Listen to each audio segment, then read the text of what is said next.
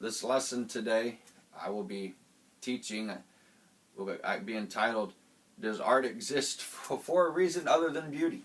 I know it's kind of generic. We will use the Koru, found in New Zealand, made out of jade, for an example, for the example for this art lesson.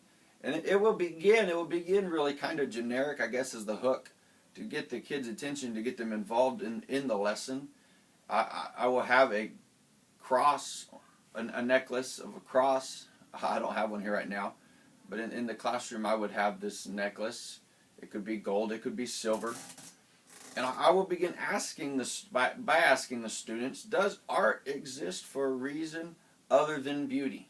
We understand art is beautiful, whether it's music, whether it's a beautiful cross with a beautiful chain, whether it's a picture hanging on a wall, whatever the art might be, we understand it's beautiful. But I want the students to learn that art exists for more than just beauty.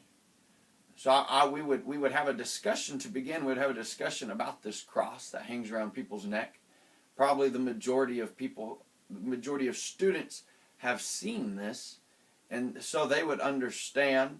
They would understand, they'd grasp it somewhat. And so I would ask the question, does it exist just because people want this beautiful necklace? Do people wear this necklace just because they like the color? Or is it worn for more than that? And let the kids discuss it, let them discuss it with their partners, and then we would go around. And some would say it's beautiful, some would say, but we understand when it come down to the end of it, it was also worn for a religious purpose. We understand it represented the cross that Jesus Christ died upon. And so there's a deeper meaning to that cross than just the beauty.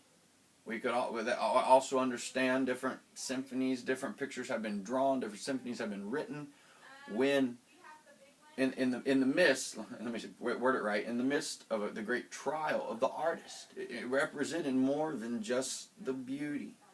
At this point, I would explain to the kids. Now, I would introduce, here's a few examples. Here's the actual necklace of the Koru. It's the spiral. You can see the spiral in it. Then here's another example, just a drawing, not the necklace. As you can see in both of them, it is a spiral that represented. There's a plant that grows just like that it represents. Many of them, the majority of them are made, as I already mentioned, made out of jade, the gem.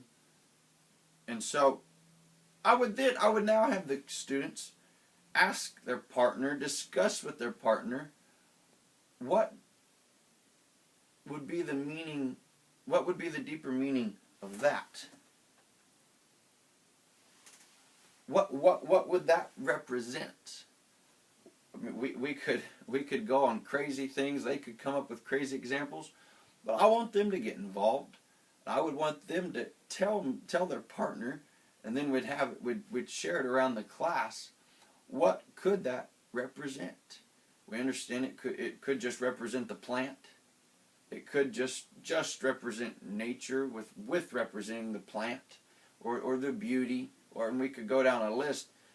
But after we discussed it for 5-10 minutes as a class, after we'd got all the ideas, I would then explain to them that it represented in New Zealand at that time new life.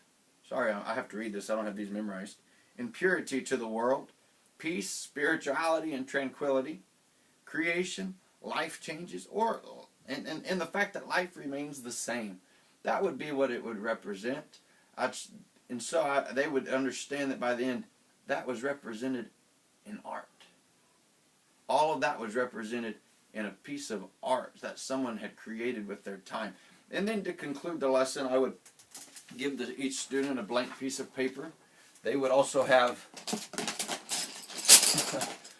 pencils. Sorry. They would have pencils. And I would want them to create their own. I would want them to fill the page. Let them use warm or cool colors. Let them use whichever color scheme they wanted. I would want them to, time and motion is not going to be part of it.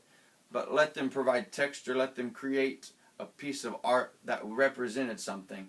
And when they got done, I'd want them to write around it what it represented. And that would conclude this lesson.